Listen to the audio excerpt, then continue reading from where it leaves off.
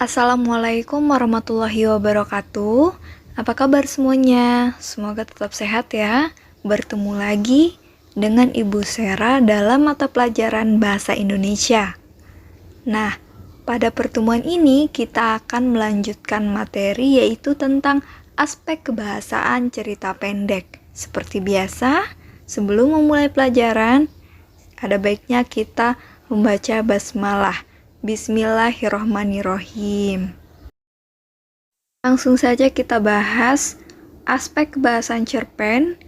Poin A, di sana bisa kita baca penggunaan kata ganti orang yang berhubungan dengan sudut pandang pengarang. Secara garis besar, pengarang dapat memilih penggunaan kata ganti orang dalam menuangkan ceritanya, baik akuan maupun diaan. Pencerita akuan adalah tokoh utama sebagai pencerita dengan menggunakan kata aku atau saya. Pencerita diaan maksudnya adalah pengarang sebagai pengamat dengan menggunakan kata ia, dia, mereka, atau menyebutkan nama pelaku. Jadi, kata ganti atau promina adalah kata yang dipakai untuk mengacu pada nomina lain. Misalnya, aku, kamu, dia, kami, dan mereka. Promina juga berfungsi pengganti kepemilikan, seperti ku untuk orang pertama, mu untuk orang kedua, dan nya untuk orang ketiga. Coba tolong disimak dan didengarkan contoh kata ganti pada teks cerpen. Dengan menentang gitar tuanya, Huda berjalan di trotoar. Pertanyaannya, di manakah letak kata ganti nama orang? Tentu, jelas dia berada di kata tuanya. Kata imbuhannya itu adalah kata ganti dan nama orang pada sudut pandang orang ketiga. Poin B, ada penggunaan penanda yang menunjukkan keterangan waktu. Keterangan waktu yang digunakan pengarang dalam menulis cerpen adalah menunjukkan waktu terjadinya sebuah peristiwa yang diceritakan. Contoh, penggunaan kata keterangan waktu antara lain pagi, siang, sore, malam, besok, lusa, dan penunjuk hari lainnya. Poin C, ada pemilihan kosakata. Terbentuknya alur cerita dalam cerpen mempunyai hubungan erat dengan pemilihan kosakata. Untuk itu, ketepatan dalam pemilihan dan penggunaan kosakata akan memberikan gambaran kualitas cerpen yang dibuat. Selain itu, pemilihan kosakata yang tepat akan menambah keindahan dan keserasian makna yang tercipta. Jadi dalam pemilihan kosakata ini, kita harus memilih dan memilah lagi kosakata mana yang selaras dengan kata-kata atau kalimat sebelumnya.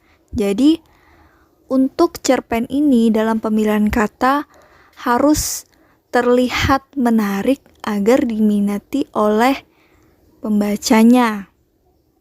Selanjutnya poin D, penggunaan uraian deskriptif yang terperinci. Penggunaan uraian deskriptif dapat berupa mendeskripsikan pelaku, penampilan fisik, atau kepribadiannya. Fungsi penggunaan uraian deskriptif untuk melukiskan atau menggambarkan keadaan atau peristiwa dalam cerpen. Biasanya kita temukan di awal-awal paragraf atau di awal-awal cerita. Di sana menjelaskan secara rinci fisik, penampilan, dan perilaku pada setiap tokoh-tokohnya, agar karakter pada tokoh cerpen diketahui oleh para pembacanya. Selanjutnya, poin E, penggunaan gaya bahasa atau majas. Penggunaan gaya bahasa atau sering disebut dengan istilah majas dalam teks cerpen berperan dalam memperindah dan meningkatkan efek makna bacaan. Gaya bahasa merupakan bentuk retoris yang penggunaannya antara lain untuk menimbulkan kesan imajinatif bagi penyimak atau pembacanya. Selanjutnya bisa kita lihat ada beberapa gaya bahasa. Yang pertama kita bahas gaya bahasa perbandingan, seperti personifikasi dan asosiasi. Poin A, personifikasi merupakan gaya bahasa yang melukiskan benda mati yang diungkapkan seperti manusia. Contohnya, bisa kita lihat kalimatnya. Di sana ada awan hitam menebal diiringi halilintar bersahut-sahutan. Pada contoh kalimat itu merupakan gaya bahasa yang melukiskan benda mati. Selanjutnya poin B, asosiasi, merupakan gaya bahasa yang membandingkan dua hal yang pada hakikatnya berbeda, tetapi sengaja dianggap sama. Gaya bahasa ini ditandai dengan kata-kata bagai, bagaikan, seumpama, dan seperti.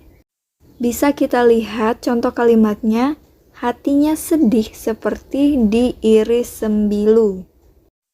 Nah, jadi kalau misalnya ada kata-kata bagai, bagaikan, seumpama, dan seperti, dia masuk ke asosiasi gaya bahasa yang membandingkan dua hal yang hakikatnya berbeda tetapi dianggap sama.